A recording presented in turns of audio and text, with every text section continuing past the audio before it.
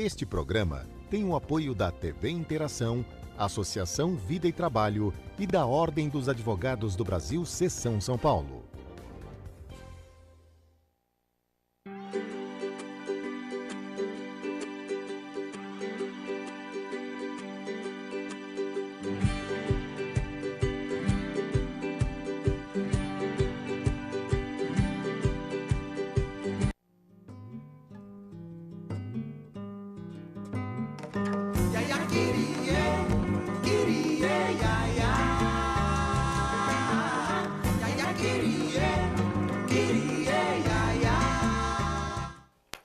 Olá, o Nova Cidade de hoje recebe uma dessas entidades ou empresa social, a gente vai descobrir hoje qual é a atuação real dela, que atuam na melhoria da vida das comunidades e na implementação de mudanças por uma maior conscientização e melhora da vida, uma melhora do bem comum.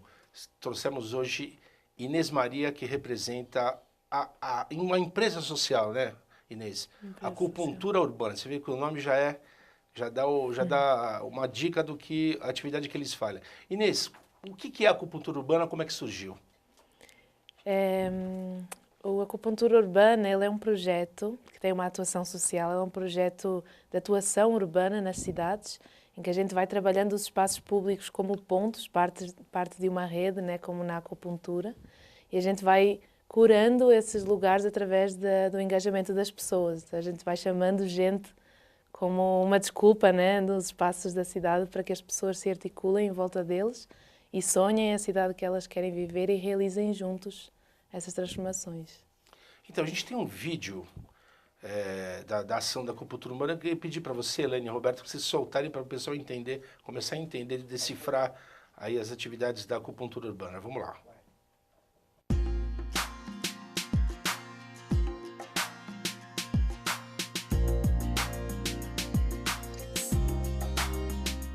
A acupuntura urbana é formada por um grupo de arquitetas que acredita que as pessoas são quem mais sabe o que precisa ser feito num espaço público que elas vivem. Então a gente tem uma metodologia que une o conhecimento técnico de arquitetura e urbanismo com a participação das pessoas, tanto na concepção quanto na execução da intervenção.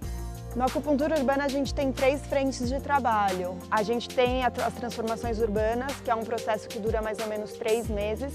Nesse processo a gente tem 4 etapas, que é o diagnóstico, que a gente faz um levantamento afetivo do local. Então normalmente as pessoas estão muito focadas nos problemas, no que falta, quem deixou de fazer o quê. E aqui o convite é para a gente olhar para o que tem, quais são as belezas, quais são as iniciativas que já existem numa comunidade e como a gente pode conectar isso e fazer acontecer. O segundo passo é um projeto coletivo, então a gente faz uma cocriação com base nos sonhos que a gente levantou no primeiro passo. Uma vez que a gente conhece a comunidade e descobre os sonhos dela para esse espaço, a gente produz uma maquete da base de como a praça é hoje e as pessoas projetam em cima disso. E o sonho tem uma força muito grande, assim, quando a gente está falando de trabalho comum, porque aí você se conecta com aquilo que é importante para você, mas também para o todo. E o terceiro passo é o mão na massa, onde a gente concretiza efetivamente a transformação. Esse processo ele é uma coisa muito ganha-ganha, então fica mais fácil de fazer o projeto, atende a real demanda desse lugar e chama para fazer junto de um jeito divertido. Depois da transformação, a gente tem o quarto e último passo, que é o acompanhamento. Então a gente faz alguns encontros com a comunidade e dá algumas sugestões de como essa praça pode ser ocupada, porque a gente acredita que não é só transformar o local, mas dar vida para ele também.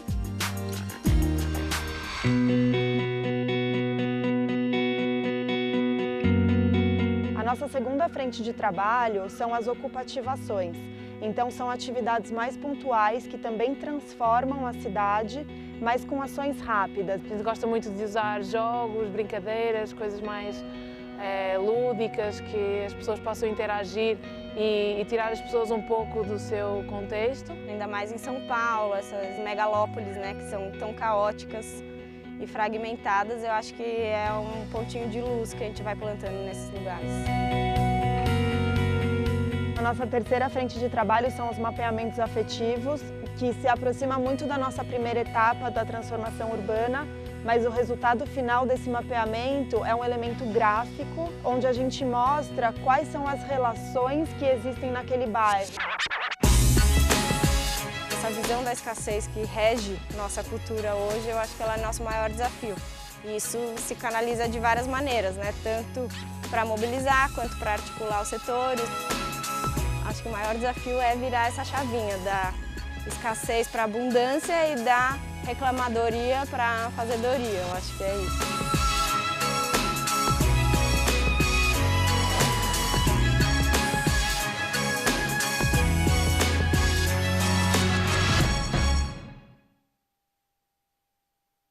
A Nova Cidade de hoje traz o grupo Acupuntura Urbana, representado pela Inês Maria. Inês, a primeira pergunta que eu te faço: qual a diferença da atuação do Acupuntura Urbana por uma intervenção, digamos, de um órgão público? Qual a diferença da intervenção de vocês para uma intervenção de um órgão público em relação à atuação nas comunidades? Tem bastantes diferenças, eu acredito. Acho que a principal é o convite que a gente faz para fazer junto. A gente não tem um projeto e chega e constrói alguma intervenção que a gente acredita ser legal.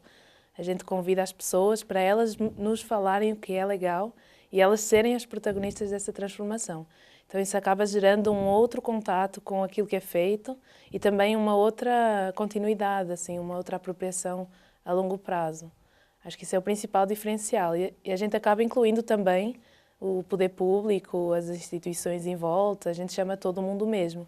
Então nesse olhar mais cooperativo, mais holístico, tem as escolas, tem as igrejas, tem os grupos jovens, tem as prefeituras também, os governos, os comércios, os moradores normais, as velhinhas que ocupam o lugar. Então, o nosso maior desafio é como colocar todas essas pessoas que têm interesses diferentes, mas todas ocupam os espaços, em que todas elas consigam construir juntas um lugar para todos. Esse acho que é o maior diferencial, assim. Inês, um dos instrumentos que vocês usam para a atividade de vocês é o mapeamento afetivo. Explica para a gente o que é o mapeamento afetivo, como você aplica isso? Porque deve ser um conceito à primeira vista, quando apresentado, as pessoas devem estranhar, imagino eu. Conta para a gente como é que funciona. É engraçado porque a gente nem costuma explicar as coisas, a gente só sai fazendo, vai convidando, preciso não sei o quê, quando a pessoa vê, já está envolvida, já está fazendo, já está com a mão na massa. Então, o mapeamento afetivo, ele é o primeiro passo das nossas transformações, é quando a gente chega num lugar e a gente vai com um olhar de observador. A gente quer conhecer pelos olhos de quem mora lá, a gente vai fazer o que as pessoas fazem, vai ouvir o que elas dizem que fazem, que às vezes têm incoerências, mas também nos trazem novos insights sobre aquilo que é importante para as pessoas de fato. E a gente vai observar mesmo e ir à procura daquilo que é abundante, daquilo que é bom. A gente não foca no problema para depois poder ter uma solução, ir atrás de melhorar uma situação que está mais ou menos ruim, né? A gente quer um mundo que a gente sonha e a gente acredita que é possível. Então a gente já parte para esse lugar de vamos então buscar aquilo que já tem, todos os recursos que já existem neste lugar, tudo aquilo que sobra, que faz deste lugar um lugar único, e quais são as pessoas que estão por trás dessas coisas boas e quais são os talentos delas e como trazer elas a partir daquilo que faz brilhar o olho delas, porque é esse o convite que a gente quer fazer. A gente nunca chama para reuniões chatas, para resolver uma questão que ninguém está satisfeito, a gente vai lá para enaltecer e celebrar os talentos de cada um. Então, a partir daí a gente consegue fazer um mapeamento de como é o bairro com esse olhar, com essas lentes. E às vezes a gente faz um produto mesmo gráfico e oferece isso para a comunidade ou pede a ajuda deles também para nos mostrarem. A gente às vezes leva um mapa grandão e fala o que é legal aqui, conta a sua história através das ruas, né? Dos espaços que tem na cidade. E a pessoa vai, aqui eu faço esse caminho para ir para a escola e aqui tem uma árvore super bonita, ou aqui é onde eu faço capoeira, aqui é onde a minha avó nasceu. E aí as pessoas trazem as histórias delas para impressas na cidade. Então, tem infinitas, né? E a gente pede para elas também trazerem praticamente, e você vai pode ter construindo. praticamente não, você tem um mapa para cada pessoa, né? Cada pessoa tem dá um significado para aquele lugar. Agora, deixa eu te perguntar, o que me ocorreu agora, Inês. qual que é o prosseguimento uma vez vocês iniciando o projeto e encerrando o projeto da parte de vocês? Existe uma continuidade que a própria comunidade dá para desse projeto? Como é que funciona isso na prática?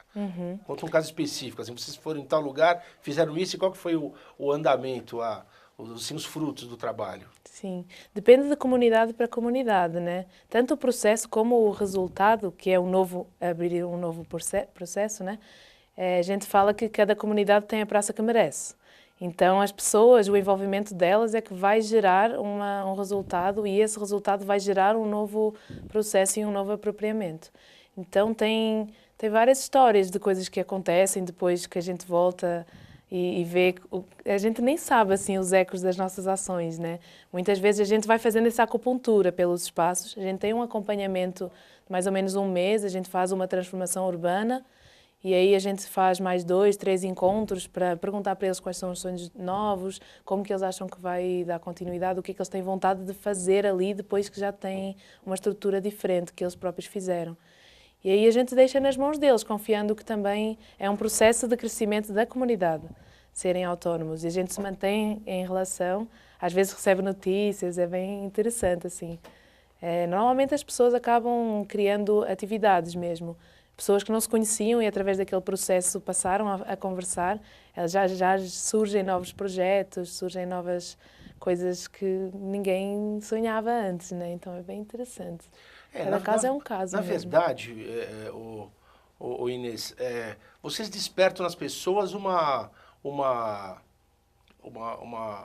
conscientização do próprio local que elas vivem e das relações que, mesmo que elas não sejam conscientemente vividas pelas pessoas que existem, né? Porque você não vive numa comunidade sem se relacionar com ninguém, não é isso? Exato. E nessa esteira eu te faço uma pergunta. Vocês, pelo que eu entendo, vocês trabalham assim com o patrimônio imaterial, não é isso? Das relações entre as pessoas que acabam formando mentalmente Isso tem um texto no início da apresentação do site de vocês, que depois eu queria que você falasse. Vocês dizem isso no texto, que o lugar ele existe antes uma relação mental que você tece do lugar. E a pergunta que eu te faço, com essas transformações das metrópoles, como você acha que é um jeito de você estimular essa preservação desse patrimônio imaterial? Eu acho que para todo ser humano, assim, o que a gente mais busca é a real conexão, né, entre os outros seres humanos. Tanto que isso até é visível em qualquer situação. Assim, as pessoas vão para onde tem pessoas, independentemente às vezes do espaço ser maior, menor, mais bonito ou não. Tem coisas sim que atraem, físicas que atraem as pessoas, mas o principal é as outras pessoas, né? Essas coisas invisíveis.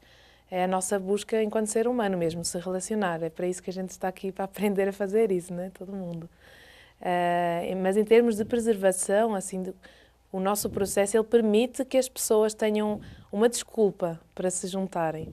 E em volta daquilo, vamos lá na praça, que começam a surgir coisas que já estavam lá, só que ninguém estava vendo. E às vezes as pessoas nem conhecem mesmo os vizinhos, né? E a partir dessa iniciativa, mas todo mundo passa pela praça ou tem algum tipo de relação com aquele espaço da cidade. E, então ali é um agregador, né? Um polo que vai chamando as pessoas e em volta daquilo elas têm uma desculpa mesmo para poderem se encontrar. Acho que isso é o grande Agora Inês, assim. o que uma comunidade ganha entrando nesse processo e o que uma comunidade deixa de ganhar? Eu acho que todo mundo ganha mesmo, que nem a Renata fala no vídeo, né? Um processo ganha, ganha, ganha, ganha. Porque é muito mais simples de fazer, porque todo mundo faz junto, é muito mais rápido, um processo cooperativo assim, e acaba atendendo realmente às demandas das pessoas. Então são os sonhos delas que elas estão ali colocadas. E são os sonhos pessoais, mas também são sonhos coletivos, porque acabamos todos querendo as mesmas coisas. Quando a gente pergunta e se conecta com esse sonho, ele vai lá na essência, vai na profundidade daquilo que é realmente importante, que são as relações humanas, que são o poder sair com os meus filhos, ou conhecer os meus vizinhos, ou passar um tempo bom fazendo a arte, dançando, expressando, né, as coisas que a gente tem dentro de nós, as coisas boas, né, as coisas do ser mesmo, do ser humano. Em vez dos conflitos, em vez das coisas que nos separam, a gente está ali falando sobre aquilo que nos une. Então, a partir daí, acho que todo mundo tem a ganhar, enquanto indivíduo e enquanto coletivo também, enquanto cidade. Isso vai expandindo, assim, os benefícios. Agora, Inês, durante a realização da implementação do processo, você tem uma distinção, assim, de participação? São os mais velhos que se empolgam primeiro, são os mais jovens? Como é que funciona isso? Cada um vai vindo por motivos pessoais primeiro, né? Então tem, sei lá, às vezes vem até por defesa, mas acaba que isso é até uma vantagem. Normalmente as crianças são as primeiras a aderir a tudo. Elas são as maiores, assim, a partir delas os adultos vêm. Porque é o pai, eu quero tal. E elas são as que chamam mesmo os adultos. E elas têm sonhos, assim, extraordinários sempre. E acabam que eles se realizam mesmo, assim. A gente vê sempre... Uma criança, ela não tem problema em falar que ela quer um tobogã gigante na praça. Um adulto já fica, não sei se um banquinho vai ser possível. O adulto já tem várias coisas que não acredita tanto. Mas aí a gente vê que realmente os tobogãs, eles são possíveis num campo real mesmo. A gente pode não ter uma coisa construída na nossa expectativa, mas tem uma rampa de um escorregador que...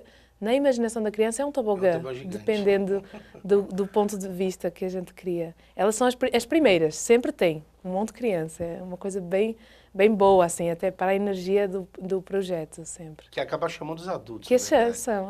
Que legal. Bom, o programa Nova Cidade de hoje entrevista Inês Maria, da organização social Acupuntura Urbana. Inês, você tem atuação... Primeiro, Inês, eu quero que você dê o site de vocês, por favor. O site é acupunturaUrbana.com.br. Ok. A gente tem uma página no Facebook também, que é Acupuntura Urbana. Tá legal. Inês, vocês têm atuação tanto nos centros urbanos, quanto também nos locais mais retirados aí do país. Eu vi no site de vocês têm uma ação no Maranhão, que está em andamento ainda. Exato. E eu te pergunto, como que é o engajamento da população no interior e no centro urbano? Tem um lugar que você pode falar que é mais fácil? Diferente mas é mais fácil, eles se aderem com mais facilidade ao processo. Como é que funciona essa diferença entre atuar no centro urbano e atuar no interior? É bem diferente mesmo. Agora, esse projeto específico do Maranhão tem-me vindo fazer refletir bastante sobre o que é a vida mesmo. Porque as pessoas no lugar que estão mais próximas da natureza, como essa cidade que a gente está trabalhando, que chama Milagres, lá tem cerca de 8.000 habitantes. E é um lugar que é bem afastado dos centros urbanos grandes e é bem rural, então tem assim, cada pessoa tem a sua casa construída de taipa, com a sua horta, onde ela colhe o feijão, a mandioca e tudo aquilo que ela precisa está ali, não usa praticamente dinheiro e tem uma relação muito mais forte, assim, com os vizinhos, com a estrutura social, com a família. Então, tem-me vindo a fazer refletir, assim, um tanto sobre aquilo que é importante de fato. Porque eu vejo que as pessoas nesse lugar, elas são bem felizes, assim, você pergunta para elas o que é que tem de bom aqui na comunidade e você vê o olho de todo mundo brilhar, falando que nasceram naquele lugar e querem morrer ali, não querem ir para mais lugar nenhum, porque são felizes. Enquanto aqui em São Paulo, muitas vezes a primeira reação, a maioria das vezes mesmo, mas essa cidade, estou aqui temporariamente, eu vou embora porque eu não gosto de estar aqui não, é muito difícil, é muito caótico, é muito trânsito e trazem problemas e vai gerando uma energia que elas também não conseguem sair. Haja tobogã gigante. Haja tobogã gigante. Não que isso seja uma coisa que faça elas mais... Assim, é uma camada mais infeliz, mas elas também são capazes de movimentos maiores às vezes. Porque essa indignação também causa uma vontade maior de mudar. E enquanto em alguns lugares onde as pessoas são acomodadas, digamos assim, como pode parecer que é um lugar mais rural, faz com que as pessoas tenham outro ritmo também. Só que para mim tem sido um ensinamento bem legal, porque é uma comunidade das consideradas com pior IDH do Brasil, né?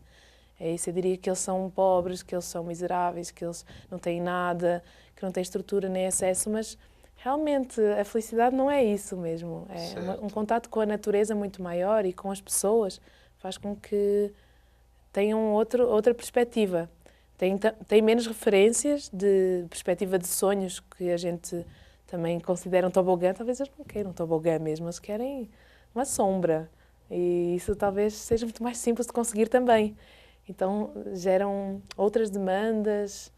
É bem interessante poder fazer esses paralelos. Eu fico pensando, viu, Inês, a questão de para você despertar nesse instrumental que vocês usam do mapeamento efetivo, quer dizer, as pessoas interiores elas vivem aquilo, a cidade, na verdade, deve acontecer isso. Enquanto que no centro urbano você tem que cavocar a pessoa, a relação que ela tem que estar lá adormecida, talvez.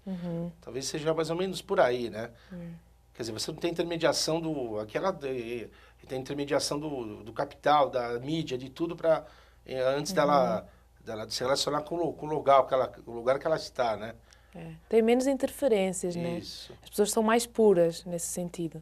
Não tem tanta poluição visual, sonora, afetiva, não tem tantos conflitos que às vezes vêm de tanta energia que circula, de tanta informação mesmo. Então tem uma pureza, uma tranquilidade, uma conexão interior também, uma paz, sabe? Uma fé também na vida, no divino, numa coisa maior. Então é interessante. Esse lugar específico eu estou bem apaixonada mesmo. Assim. O lugar chama Milagres, então pensa num nome até que combina com as coisas que acontecem, com os sonhos que se realizam, com os milagres mesmo. Que a gente vê brotar do ser humano. Não é da cidade, não é das coisas, que é o ser humano na sua máxima potência. Assim, é bem bonito. Tá legal. Bom, Inês, nosso tempo aqui voa, já te convido para voltar. E como as palavras finais, Inês, eu queria que você falasse quais são os planos para a acupuntura urbana, da sua atuação na entidade, quais são os planos para o futuro. A gente tem vindo a ser desafiada e convidada para projetos que a gente nem poderia imaginar assim, há um ano atrás, que nos vêm abrindo novas portas do futuro, bem interessantes mesmo. Tem algumas propostas para a gente continuar atuando em comunidades, que é o nosso eixo central, transformando as pessoas através da relação que elas constroem na cidade. Tem vindo a aparecer oportunidades de nos relacionarmos com outros espaços que são entre o público e o privado, então lugares comunitários que são casas, que são marcenarias compartilhadas, que são coworkings, que são lugares que também se relacionam com a cidade, mas que trazem uma oportunidade para as pessoas saírem um pouco do mundo corporativo que às vezes também não nos permite fazer as coisas que a gente gosta, né? Tem vindo pessoas nos procurar para, eu queria sair da minha empresa, estou de saco cheio, quero realizar os meus sonhos, não tenho coragem, eu quero me juntar a vocês, sei lá. E a gente tem vindo a perceber que de repente tem uma outra coisa sendo construída a nível de mudança planetária e mental mesmo, das pessoas não estão mais a fim de construir, sustentar modelos antigos de trabalho, de relações, de economia. Então a gente tem vindo a se aproximar e atuar nesses campos mais de mudança mesmo daquilo que a gente tem até hoje, assim, nos vários campos de atuação. Interessante. Tá legal. Bom, Inês, obrigado. E o programa Nova Cidade volta semana que vem.